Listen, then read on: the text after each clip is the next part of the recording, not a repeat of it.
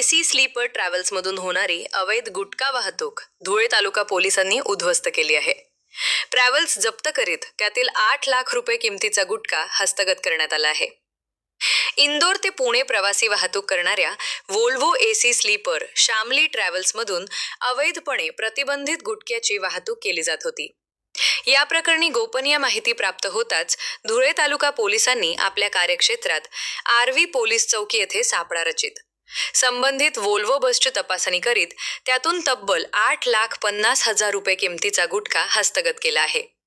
संबंधित ट्रॅव्हल्स देखील जप्त करण्यात आली असून या प्रकरणी ड्रायव्हर सचिन बाडुले, कंडक्टर प्रदीप सूर्यवंशी व बिरुदास बैराडे या तिघांना धुळे तालुका पोलिसांनी अटक केली आहे.